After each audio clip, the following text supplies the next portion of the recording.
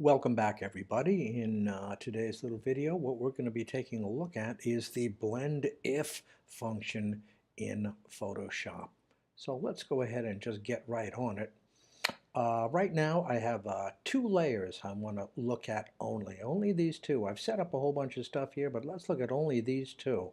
I've got this layer, which is black on the right and white on the left, and then under that, I have a reverse gradient with black on the left and white on the right. Let's double click right here to bring up the layer style, and here's where you do all your work with blend if. It's pretty magical, and it has a fantastic use for bringing in really vibrant, beautiful skies into images that otherwise have pretty bland skies. You're going to see in a second how incredible it is. So let's see how this works. Now we have black and white gradients, two of them, and we have again named this layer and underlying layer, as I've named them here, this layer and underlying layer. Only the brightness values we're going to look at because they're only black, white, and gray. So let's look at this layer. Let's look at this slider right here. This is the brightest of the bright up at 255, the brightest of the bright. Here's the question. Is there anything on this layer that is brighter than the layer underneath? If so, reveal the layer underneath.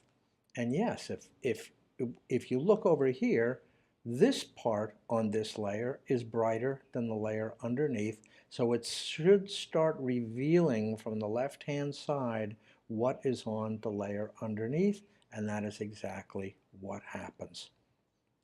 Conversely, if you come over to this side on this layer, the question is there anything on this layer that's darker than what's underneath? If so, reveal the underneath layer. And yes, on the right-hand side, that's darker than what's underneath, so it should reveal from the right, which is what it does. Likewise, on the underlying layer, here the question again is there anything on the underlying layer darker than what's above it? And the answer is yes. This part, the left side of it, is darker than what's above it, so reveal what is. Make that go away. Reveal the underlying layer.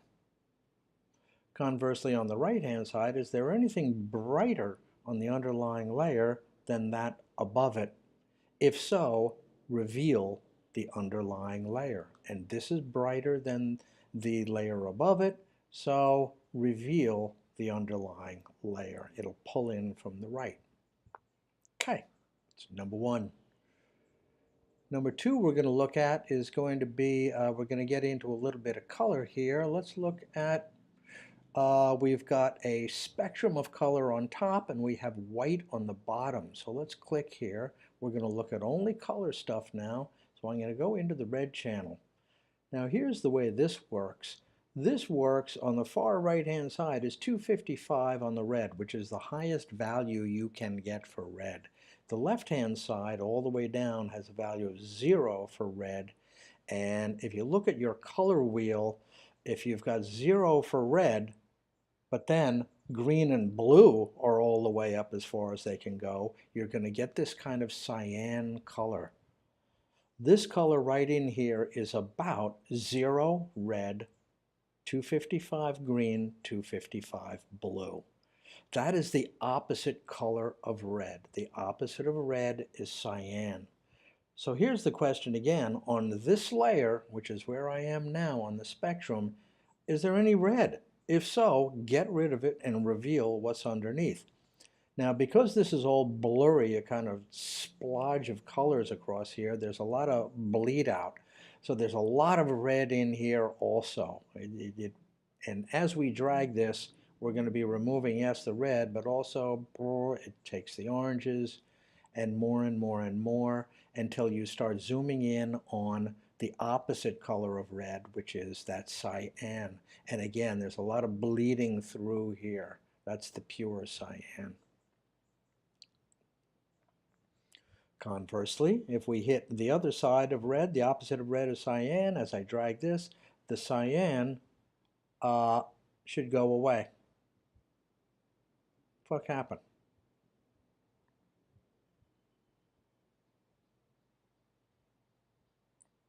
What the hell just happened?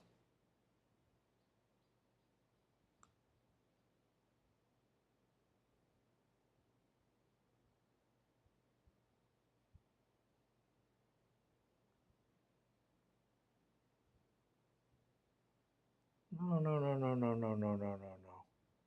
What are you doing? Oh, maybe that's what I did. Oh shit. Chose the wrong fucking slider.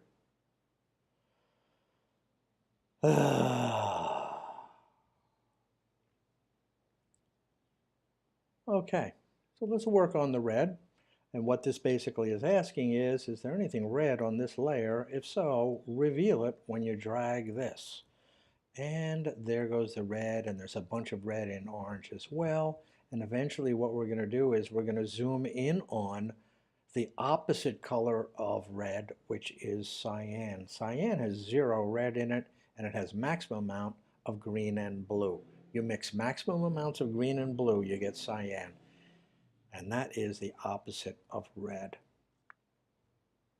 Back down here, of course, this is the cyan, so make the cyan go away.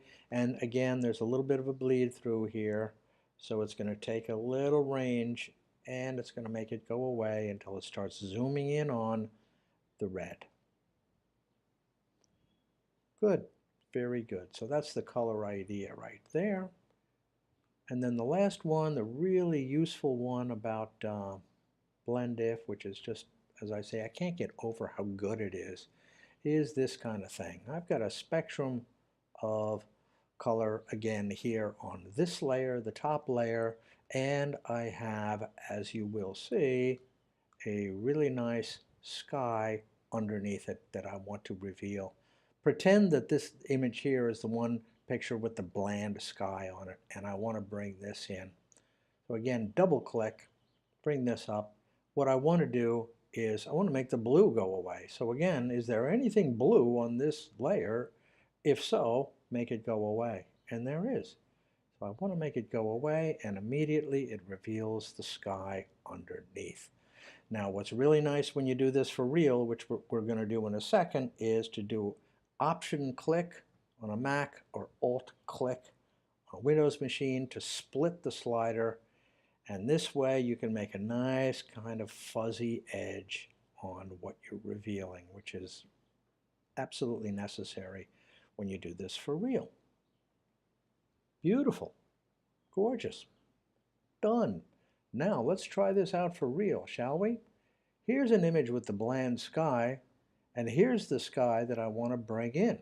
Now I have a lot of layers on here right now, but don't worry about that right now. We only want to look at the two visible ones right here. This layer and the underlying layer. The underlying layer is where I copied and pasted in my sky, and I repositioned it, as you can see, for where I want it to fill in on the bland sky.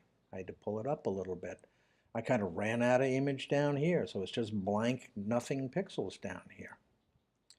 Do a double click and let's start doing the blend if. Again, I want blue. And I want to make that blue in the bland image disappear to reveal the great sky underneath. And there it is. Now let's fuzz it up a little bit. Do an Option click or Alt click on a Windows machine. Spread out your slider a little bit. Get a nice kind of fuzzy edge. And there you go. It is absolutely magic. It fills in all the tiny little areas between the leaves here. It is just, it's perfect. It is so good. You'd never know if you didn't know otherwise. Now, one interesting thing here you'll note is that it has revealed these kind of nothing pixels down here also. Why? Because this pond is blue. And now I really like this because what I want to do is I want to get the reflection of the clouds into the pond. So what I did was I duplicated this layer, I turned it upside down, and then I did a reposition and moved it down. And when I did this, it revealed that also. There is the upside down. So again, what I did was I simply did a copy of this cloud layer here by doing Command J on a Mac or Control J on a Windows machine. And then I clicked and dragged it underneath, so it's down here. And then I turned it upside down by doing, you can do this, you can do Edit, Transform, Flip Vertical, and turn it upside down.